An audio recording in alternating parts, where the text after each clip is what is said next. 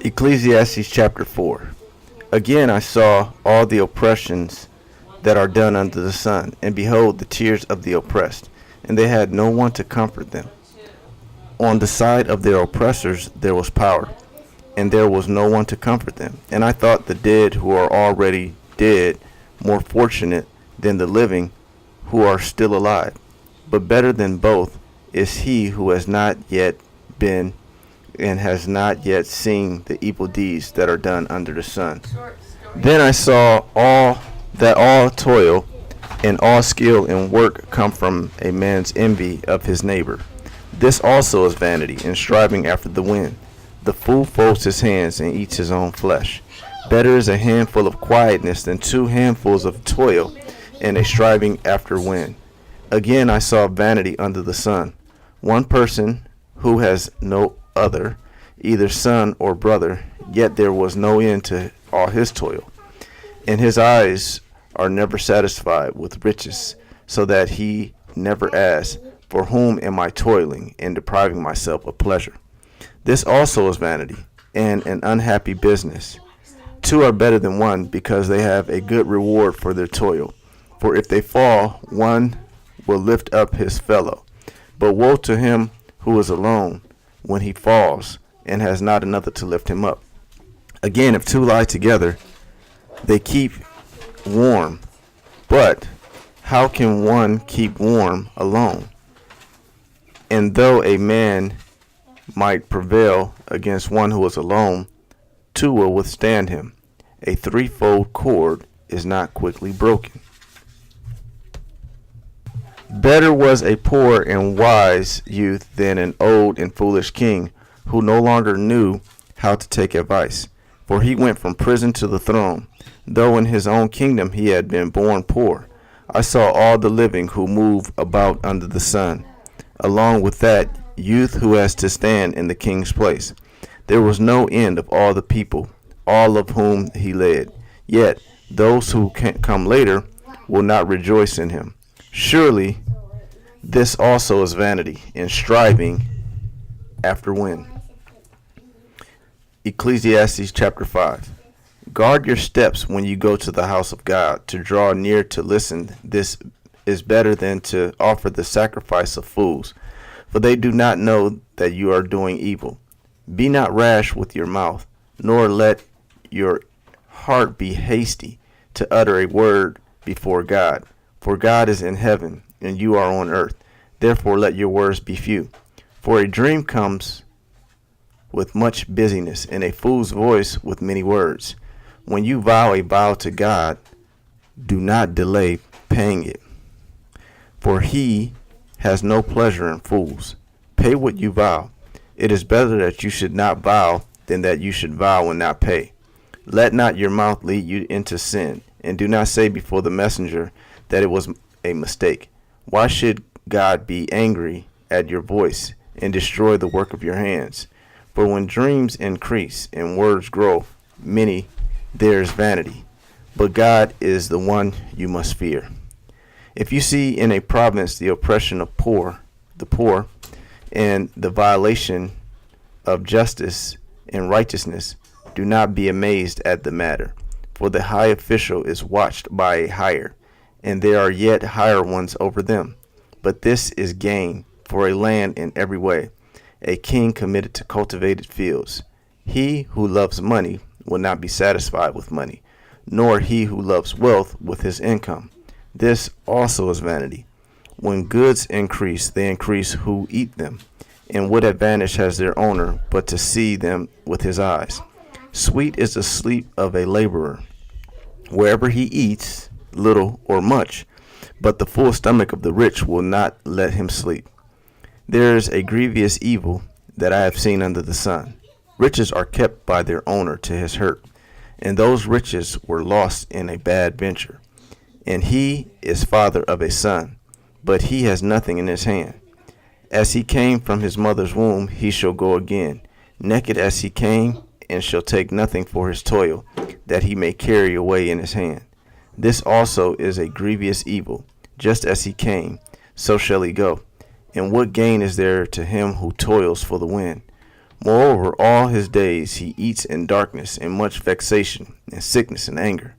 Behold, what I have seen to be good and fitting is to eat and drink and find enjoyment in all the toil with which one toils under the sun the few days of his life that God has given him. For this is his lot. Everyone also to whom God has given wealth and possessions and power to enjoy them, and to accept his lot and rejoice in his toil.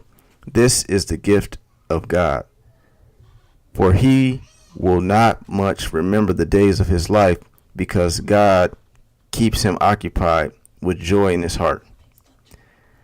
Ecclesiastes chapter 6. There is an evil that I have seen under the sun, and it lies heavy on mankind. A man to whom God gives wealth, possessions, and honor, so that he lacks nothing of all that he desires. Yet God does not give him power to enjoy them, but a stranger enjoys them. This is vanity. It is grievous evil. If a man fathers 100 children and lives many years, so that the days of his years are many, but his soul is not satisfied with life's good things, and he also has no burial, I say that a stillborn child is better off than he. For it comes in vanity and goes in darkness, and in darkness its name is covered. Moreover, it has not seen the sun or known anything, yet it finds rest rather than he. Even though he should live 1,000 years twice over, yet enjoy no good, do not all go to the one place? All the toil of man is for his mouth, yet his appetite is not satisfied. For what advantage has the wise man over the fool? And what does the poor man have who knows how to conduct himself before the living? Better is the sight of the eyes than the wandering of the appetite. This also is vanity, and a striving after the wind. Whatever has come to be has already been named, and it is known what man is, and that he is not able to dispute with one stronger than he. The more words, the more vanity. And what is the advantage to man? For who knows what is good for man while he lives the few days of his vain life, which he passes like a shadow? For who can tell man what will be after him under the sun? 2 Corinthians chapter 6, verse 14 through verse 18. Do not be unequally yoked with unbelievers. For what partnership has righteousness with lawlessness? Or what fellowship has light with darkness? What accord has Christ with Belial? Or what portion does a believer share with an unbeliever? What agreement has the temple of God with idols? For we are the temple of the living God, as God said, I will make my dwelling among them, and walk among them, and I will be their God, and they shall be my people. Therefore go out from their midst, and be separate from them, says the Lord, and touch no unclean thing. Then I will welcome you, and I will be a father to you, and you shall be sons and daughters to me, says the Lord Almighty. 2 Corinthians chapter 7, verse 1 through 7. Since we have these promises, beloved, let us cleanse ourselves from every defilement of body and spirit, bringing holiness to completion in the fear of God. Make room in your hearts for us. We have wronged no one. We have corrupted no one. We have taken advantage of no one. I do not say this to condemn you, for I said before that you are in our hearts to die together and to live together. I am acting with great boldness toward you. I have great pride in you. I am filled with comfort in all our affliction. I am overflowing with joy. For even when we came to Macedonia, our bodies had no rest, but we are afflicted at every turn, fighting without and fear within. But God, who comforts the downcast, comforted us by the coming of Titus. And not only by his coming, but also by the comfort with which he was comforted by you, as he told us of your longing, your mourning, your zeal for me, that I rejoice still more. Psalm chapter 47. Clap your hands, all peoples. Shout to God with loud songs of joy. For the Lord, the Most High, is to be feared, a great king over all the earth. He subdued peoples under us, and nations under our feet. He chose our heritage for us, the pride of Jacob, whom he loves. God has gone up with a shout, the Lord with the sound of a trumpet. Sing praises to God. Sing praises. Sing praises to our King. Sing praises. For God is the King of all the earth. Sing praises with a song. God reigns over the nations. God sits on his holy throne. The princes of the peoples gather as the people of the God of Abraham. For the shields of the earth belong to God. He is exalted. Proverbs chapter 22, verse 16.